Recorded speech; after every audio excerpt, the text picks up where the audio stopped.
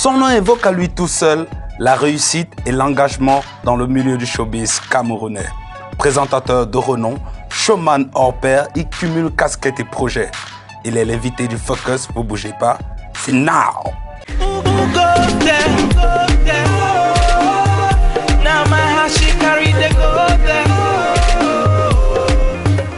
Si tu kiffes, lève-toi. Si tu kiffes, bouge. Si tu kiffes, shake ton body. Si tu kiffes, je veux voir les bras de mes frères et de mes sisters en l'air. Je vois la joie dans mon cœur, c'est le bonheur que je sais. Si tu kiffes, lève-toi. Si tu kiffes, bouge. Si tu kiffes, shake ton body. Si tu kiffes, je veux voir les bras de mes frères et de mes sisters en l'air. Je vois la joie dans mon cœur, c'est le bonheur que je suis au service de mes frères et y'a mission pour mes sœurs. Mon but est d'éradiquer la haine qui sévit dans les cœurs. Je suis venu ici partager la bonne humeur, la propager. Pas besoin de lécher ou de flatter pour qu'on m'aime. Pour récolter aujourd'hui, il a fallu que je sème, que je bosse du pour ne pas toujours rester à la traîne. J'ai toujours donné plus qu'il n'en faut pour que cela prenne. J'ai créé, j'ai formé pour la postérité. Je continue par le show pour notre prospérité. Je m'en fous de quelques hostilités. Je veux pas d'unanimité, pas d'exclusivité. Encore moins de prix, mon boulot, ma mission, la vraie tâche qui m'incombe est de servir l'amour à profusion comme l'eau d'une pompe. Pour atteindre le cœur de tous comme l'éclat d'une bombe. Il faut que tu fasses pareil mon frère, sinon c'est l'hécatombe. Si tu kiffes, lève-toi. Si tu kiffes. Dans cette émission, nous vous présentons l'Afrique telle qu'elle, avec ses valeurs. Et lui, il fait partie de ces valeurs-là que nous aimons et que nous présentons dans Access Africa. Son nom, c'est Tony Nobody. Salut Tony. Salut mon frère, comment tu vas? Ah, super bien. Check. C'est un plaisir de t'avoir quand même. C'est moi. Merci déjà d'avoir accepté notre invitation. C'est moi qui suis content. Voilà. Bon, maintenant, je vais te poser une question. Dis-nous comment tu arrives, comment on arrive à trouver le temps pour soi quand on s'appelle Tony Nobody? Non, le véritable temps pour soi, c'est le temps pour les autres, dans ma façon de penser. Ça, c'est ma philosophie, je ne veux pas déroger à la règle. C'est que je pense que servir les autres, c'est se servir soi-même. Parce que si je pose un acte pour toi, qu'il soit positif ou négatif, quoi qu'il arrive, tu me rendras la balle, qu'elle soit positive ou négative. Donc, servir, c'est se servir. C'est pourquoi, si je trouve le temps pour toi, j'ai trouvé le temps pour moi. Quand est-ce qu'a commencé ton aventure dans la musique en général et dans le hip-hop en particulier? Dans la musique en général, comme tout le monde, hein, pour ceux qui ont la chance d'avoir eu cette fièvre un peu plus tôt, moi c'est depuis tout petit, j'essaye de faire de la batterie. C'est d'ailleurs Castro et Pagna. Oui, j'essaye de faire la batterie. C'est d'abord Castro et Pagna, le père de Aoussa Drums, chez qui j'apprends à faire de la batterie. Je fabrique même ma petite batterie quand j'étais tout petit. Mais avant, je danse la siko comme un malade. Voilà ma fièvre de la musique. Donc le rap vient après. Le hip-hop et le rap vient après. C'est mon frère Nyackson qui m'apprend, Feu Nyackson, qui était infirme, handicapé à l'époque, mais celui qui m'apprend à danser du hip-hop. La plupart des jeunes aujourd'hui n'ont connu que du rap, n'ont pas connu les autres musiques. Donc c'est un peu ça. Ok. Dis-nous pourquoi on lit toujours Tony Nobody au Bantou Possi? C'est la vieille histoire parce que Tony Nobody crée le Bantou Possi. Je suis le créateur, fondateur, leader du Bantou Possi. Voilà comment ça se passe. Et chaque fois dans les chaînes de télé, je suis toujours en train de l'expliquer. Féroce, c'est le neveu de maman. Féroce a 2 pas de la maison au village de maman. Féroce, Master Funky dit. Le village, c'est où? C'est Logbaye, juste à côté de Ngormapoubi. Ça, c'est chez maman. Et Féroce est mon frère. Donc, lorsque je suis dans RBR Possi de Balder, Supreme MKB, les gars de la Lille Libre Expression de Bonapriso, je décide de quitter le RBR parce que moi, je veux créer quelque chose de nouveau. J'ai créé d'abord le Family Company, parce que mon frère, ensuite le Family Possi, parce que oui, je suis avec mon frère Féroce et mes cousines qui sont aujourd'hui en Angleterre. Ben après, j'ai créé le Bantou Possi. Lorsque Gucci arrive et Fanedi arrive ensuite à la fin. Donc c'est ça. Parce que je suis le compositeur de presque 90% des chansons de Bantou Possi à l'époque. Parce que j'ai créé ce que veut dire Bantou Possi. Bantou Possi veut dire Bantou. Mtou veut dire moto, qui veut dire homme. Ba, c'est le pluriel. Possi, c'est l'argot français que tout le monde connaît, qui veut dire groupe. Donc le groupe des hommes. Parce que moi, je voulais une certaine fusion humanitaire, si je peux utiliser. Un peu comme Bisson Abisso. Même pas. Moi, je voulais faire du Daraji parce que Bisson Abisso même vient après. Mon projet, c'est comme Daraji, c'est comme Positive Black Soul. Moi, voilà des choses que je voulais faire avant. Ok, en plus de tes activités de manager, présentateur, ça vient ensuite. Et businessman, là, je parle actuellement, ouais, quoi. Actuellement, tes activités, tes multicasquettes, quoi. Manager, présentateur télé, businessman. En plus de ça, tu as ceci. Oui, parce que ça... Un album. Ça me plaît quand tu montes ça, parce que ça, c'est ma fierté. Vas-y, parle-nous-en. Oui, j'ai fait 32 titres, pour ceux qui ne savaient pas. J'avais fait 32 titres. 32.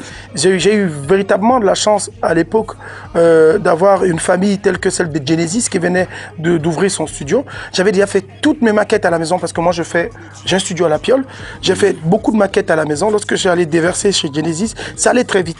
J'ai eu la chance d'avoir des featuring que tu as vu là, Sydney, Ex-Malaya, Terripi, Black Larue qui est là à côté de moi, c'est mon fils. Toujours. Voilà, qui est toujours avec moi. Donc pour dire que, pour moi, comme j'ai dit, c'est ma fierté. Tony et la jeune génération, on voit dans ton crew, il y a toujours beaucoup de jeunes. Quels sont véritablement les rapports? Je trouve que moi, j'ai eu beaucoup de chance. J'ai eu beaucoup de chance à essayer d'avancer dans ce milieu sans qu'il y ait véritablement quelqu'un qui me tienne la main.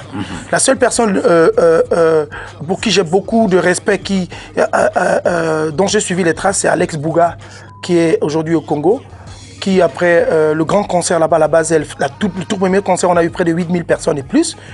On l'appelle à Nostalgie et il me dit, gars, viens faire la radio avec moi, là où je rencontre Tito à Nostalgie et tout. Donc, c'est lui, je le regarde et puis j'essaye de suivre. Mais personne ne m'a vraiment tenu la main. Et je veux te jurer que si on m'avait tenu la main, si j'étais né dans une famille où on avait tout classé, ça aurait été peut-être 10 fois plus aujourd'hui. Parce qu'en fait, ces jeunes ont besoin de ça. Les femmes de mon bled, elles sont belles. Les femmes d'Afrique, elles sont toutes belles. Je rends hommage au goût du village, aux filles dans nos quartiers. Elles sont belles. Donnons le respect aux femmes du monde, à celles dans nos cités. Elles sont belles. C'est grâce à elles la vie des hommes, les enfants du monde. Bon, maintenant, on va parler de la musique camerounaise. La musique camerounaise a un véritable problème actuellement. C'est pas actuellement, c'est depuis très longtemps. Elle a beaucoup de mots qui la minent. À un moment, elle a quand même été numéro 1 en Afrique. D'après toi, qu'est-ce qu'il faudrait à la musique camerounaise pour qu'elle avance un peu pour qu'elle marche comme la musique nigériane, par exemple? La musique camerounaise en général est comme le Cameroun en lui-même. Il y a beaucoup de choses qu'on refuse de voir directement. Je prends le Makossa par exemple, parce que pour la petite histoire, et je veux le dire ici dans ta chaîne, c'est que je compte lancer le concours national du Makossa. Oh. Pourquoi? Parce que c'est la seule musique qui n'a pas subi des transformations à la base même, qui est la base camerounaise. Quand tu parles de la musique nigériane, elle est en partie composée du Makossa camerounais. Tu parles de la musique ghanéenne, elle est en partie composée de la musique camerounaise. Tu parles du coupé décalé et du zouglo ivoirien, il y a de la musique camerounaise, du Makossa à l'intérieur. Donc, ceux qui sont restés cons, c'est nous. Mais pourquoi? Parce qu'on ne veut jamais toucher du doigt à quelque chose. Au Cameroun, on ne veut pas oser. En plus, il faut s'ouvrir, il faut partager. Dis-moi combien de musiciens camerounais ont fait des featuring avec des artistes étrangers? Pas beaucoup. La jeune génération peut-être, et pas beaucoup. Dis-moi combien de musiciens camerounais font des featuring entre eux, au Cameroun même. Et c'est ce qui a marqué la musique nigériane. Ils ont osé, Tara. Quand tu écoutes des sonorités, des caisses que personne ne voudra même utiliser à un moment, mais maintenant ça qui chauffe. Tout le monde, tous les beatmakers utilisent ces caisses, ça me fait rire. Mais ils sont là dans nos machines depuis longtemps. Donc le Makossa a subi ça. Pareil pour le Bikouti et autres. Les seules personnes qui ont révolutionné ça, c'est les têtes brûlées, Tara, qui a suivi. Donc voilà. Et les gens ne veulent pas travailler dans le sens de vouloir avancer.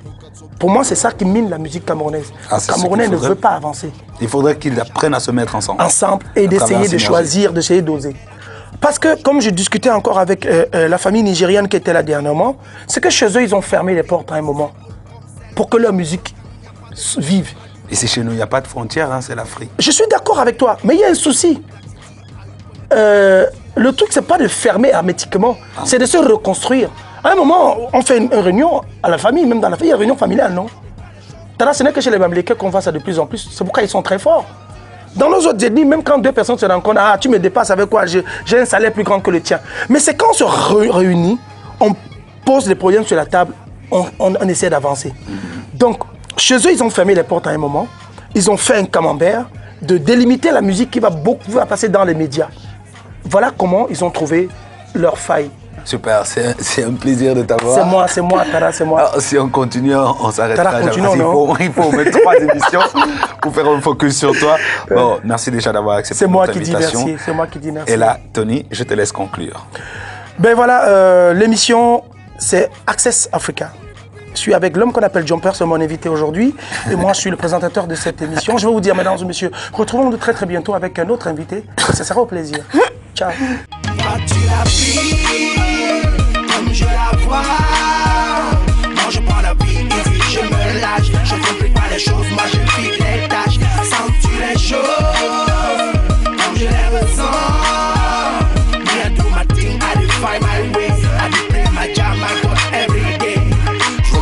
applaudit. Avant que j'ai commencé, et que sa mère le rap français, c'est comme une meuf, j'ai trop à l'aise.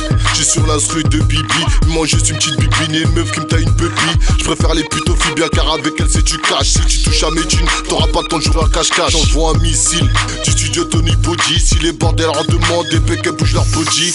Custy, t'apprécies le MC 19 Paris, restez tranquille, j'balance.